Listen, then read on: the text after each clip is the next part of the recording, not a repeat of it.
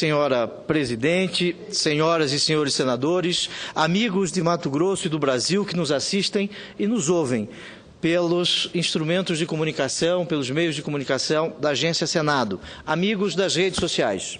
Eu quero falar hoje de um assunto que afeta a todos nós brasileiros, mas costuma ser levado à população de uma forma tão complicada, tão cheia de palavras difíceis, que o cidadão simples que nos ouve termina achando que não tem nada a ver com ele, que não diz ao seu respeito. Vou falar do chamado Pacto Federativo.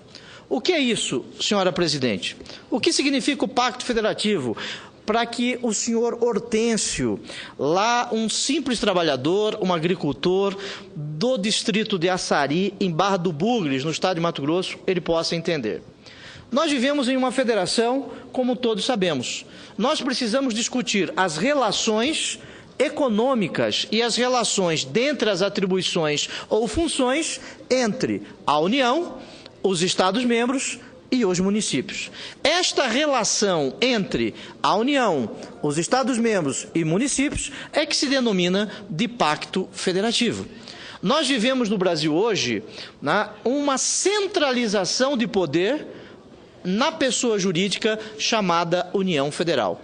A União arrecada a maior parte dos tributos que todos os brasileiros pagam e repassa isso em parcela, em migalhas, aos Estados-membros e aos municípios. Nós estamos discutindo hoje no Congresso Nacional a reforma desse chamado Pacto Federativo. Muito bem. O nosso amigo que nos ouve, ele deve estar a se perguntar: o que nós temos a ver com isso? Por que isto está sendo debatido hoje? Eu digo que este debate é um dos mais importantes que nós temos nesta legislatura e nesta sessão legislativa. Isso porque está ocorrendo aqui no Senado, exatamente agora, nestes dias, uma mudança de enormes proporções em um dos aspectos mais importantes deste chamado Pacto Federativo. É a chamada repartição de receitas, ou repartição, divisão dos valores que são arrecadados pela União, pelos estados e pelos municípios. O governo federal, os estados e os municípios têm cada um as suas responsabilidades, alguns serviços a prestar aos cidadãos brasileiros. Para cumprir estas tarefas, senador Suplicy, dependem dos impostos que nós pagamos. Alguns desses impostos são arrecadados diretamente pelos estados e municípios. Outros impostos são recolhidos pelo governo federal e divididos com os estados e municípios. Parece uma coisa simples, senhora Presidente, mas este final de semana, mais uma vez, andando pelos bairros do município de Cuiabá, a capital do estado de Mato Grosso, que para minha honra me mandou para cá, eu encontrei um cidadão simples e ele perguntou: o que de mais importante será debatido no Congresso Nacional? E eu fiz referência a ele sobre o Pacto Federativo. E ele disse: eu não sei nem o que é pacto, nem o que é federativo. E aí, nós temos que explicar ao cidadão simples, ao seu José, à dona Maria, o que é o Pacto Federativo. As regras para os estados arrecadarem impostos e para receberem a parcela dos impostos federais foram definidas na lei logo após a criação da nossa nova Constituição em 1988. Mas hoje estão recebendo fortes pressões no sentido de mudanças profundas nestas relações entre a União, os estados e os municípios. Estamos definindo aqui, na prática, a capacidade do nosso estado de Mato Grosso, como os demais entes da federação, de pagar os custos das escolas, dos postos de saúde, das unidades policiais e demais serviços que presta ao cidadão. Aliás, estes serviços são obrigações, não é favor do senador, não é favor do político, não é favor do governador, da senhora Presidente, muito menos do prefeito. Este é um direito fundamental do cidadão. Existem muitas razões para ficarmos preocupados com este debate. Muitas dessas mudanças, senhora Presidente, podem ser perigosas para a população dos estados mais carentes, como Acre, do senador Aníbal, como Roraima, de Vossa Excelência, como Mato Grosso, que eu aqui represento. Comecemos pela chamada guerra fiscal. O que é isso? O que significa a chamada guerra fiscal? O imposto de circulação, o chamado ICMS, é o principal imposto arrecadado pelos estados. As regras vigentes desde a Constituição permitem hoje aos estados uma grande liberdade para fixar o valor desse imposto. Os estados menos desenvolvidos, que precisam tentar atrair empresas e empregos para o seu território, utilizam essa liberdade para oferecer às empresas que viessem a se instalar em seus territórios valores menores de imposto. Isso criou uma corrida de alguns estados para reduzir muito a alíquota, o valor do ICMS. E muitas empresas mudaram de lugar de funcionamento somente para pagar menos impostos. Mato Grosso fez isso, por exemplo, com os setores de algodão e de comércio atacadista. Hoje, o governo federal e os estados mais ricos fazem uma pressão muito forte para acabar com a chamada guerra fiscal, reduzindo a liberdade dos estados menores para reduzir os seus impostos, notadamente o imposto de circulação de mercadoria. Todos teriam de ter valores de ICMS relativamente próximos entre si. Com isso, nossas regiões mais pobres, que usaram muitos os chamados incentivos fiscais, vão perder arrecadação, senhora presidente, porque as empresas que hoje estão lá no Acre, estão lá em Mato Grosso do Sul, Rondônia, Amazonas, Pará, Amapá, estas empresas que estão nesses estados vão ser transferidas para os estados mais ricos. O Brasil não é só a Avenida Paulista. A Avenida Paulista é importante. Os estados ricos são importantes, mas o Brasil não pode se resumir, senador Suplicy, aos grandes prédios da Avenida Paulista. Existe já no Senado o projeto de resolução número 1 de 2013 para debater estas alíquotas do ICMS. Esse projeto está sendo empurrado a toque de caixa para votação neste mês. E isso é bom para o país? Isso é bom para o país? Só vai ser bom se essa mudança for muito bem feita, for muito bem pensada, e não está sendo feita desta forma, com todo respeito aos relatores do projeto de resolução do Senado 01 de 2013 e o relator da medida provisória a 599. E não estão sendo bem debatidos. Primeiro, mesmo a simples mudança nas regras que estão sendo tentadas pelo projeto 01 de 2013, está deixando uma série de fios desencapados, como se diz na gíria, no palavreado do cidadão simples, no funcionamento futuro do ICMS. Da forma como a mudança está sendo desenhada no projeto, a fiscalização fica dificultada, a fraude pode aumentar e as empresas que já recebem benefícios fiscais passam a ter uma vantagem indevida sobre as que pretendem começar a funcionar, o prejudicado pelos investimentos, o que prejudica, melhor dizendo, os investimentos. Mas ainda que todos esses furos fossem corrigidos, ainda ficaria muito para ser corrigido. Os estados que perdem a sua arrecadação precisam receber outras fontes estáveis de recursos para continuar a funcionar normalmente. E precisam conseguir outros tipos de investimentos que transformem a sua economia, que permitam criar e atrair empresas não só por descontos no ICMS, mas pelas oportunidades de crescimento que a instalação no Estado pode oferecer.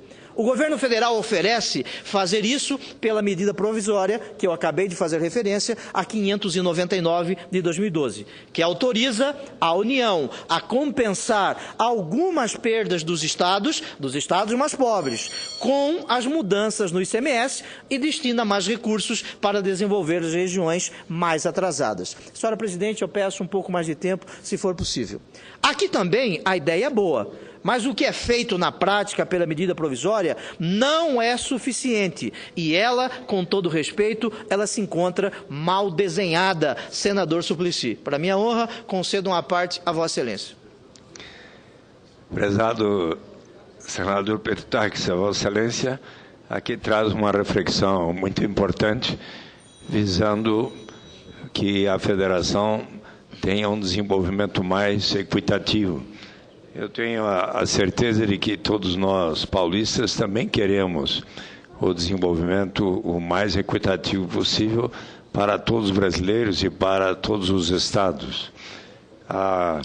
É preciso ver se a melhor forma de estimular o crescimento, o desenvolvimento, seja da agropecuária, das indústrias, de todos os setores de atividade econômica, necessariamente seja a diferenças de alíquotas tais como as do ICMS, de maneira tal como tem hoje ocorrido.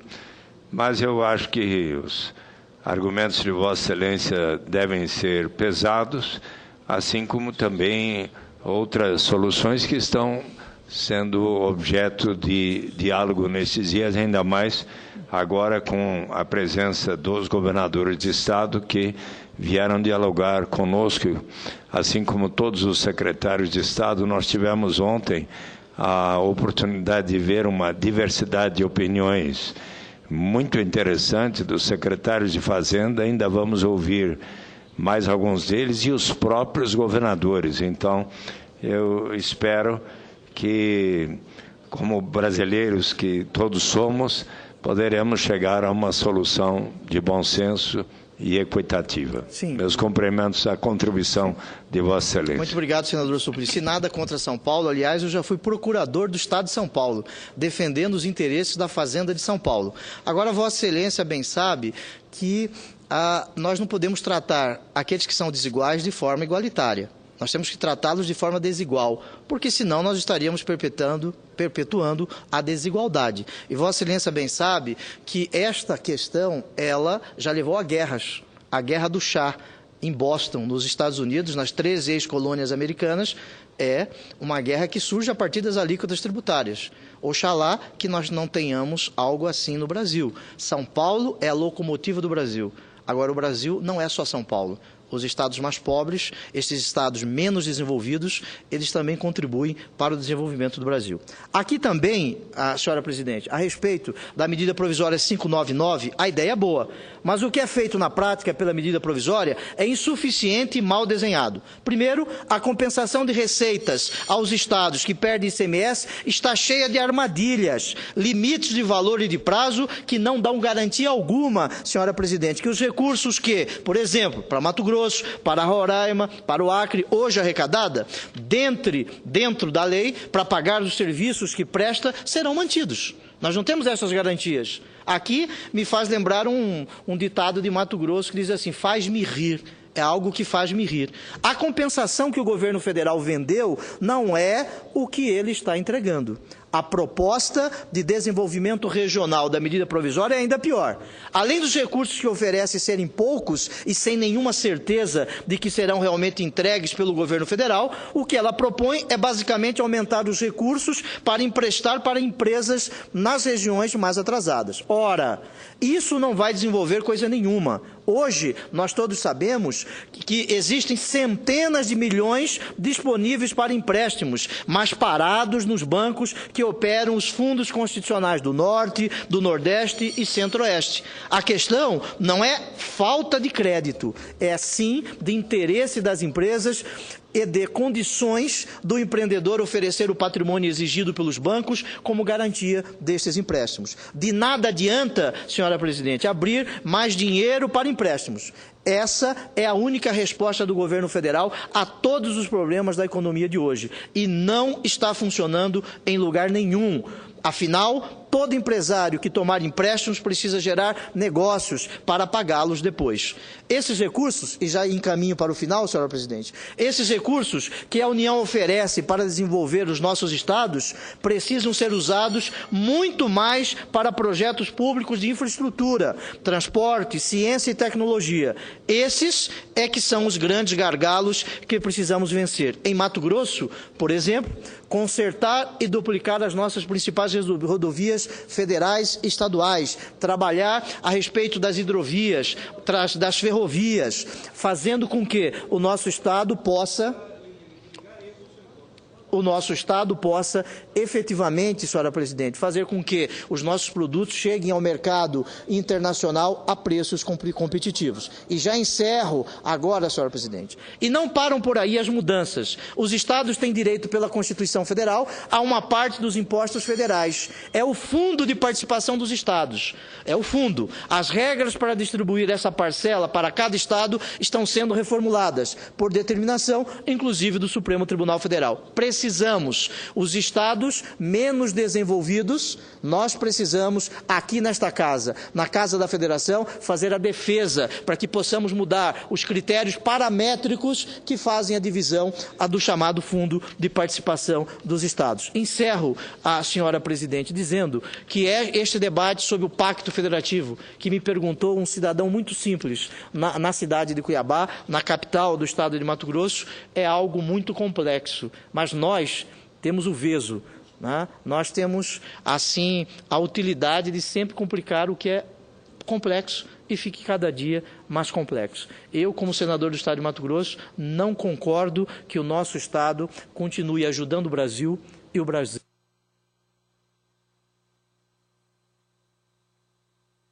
com medidas como esta. Eu encerro agradecendo a presença nesta tarde dos vereadores do município de Campo Novo dos Parecis, vereadores aqui presentes, de um importante e significativo município do nosso estado, e o ex-prefeito de Cuiabá, Rodrigues Palma, filho da dona Bembem, uma grande mato-grossense, uma grande cuiabana. As principais festas do município de Cuiabá, a festa de São Benedito, eram realizadas na casa dessa mulher de bem. Muito obrigado, senhor presidente.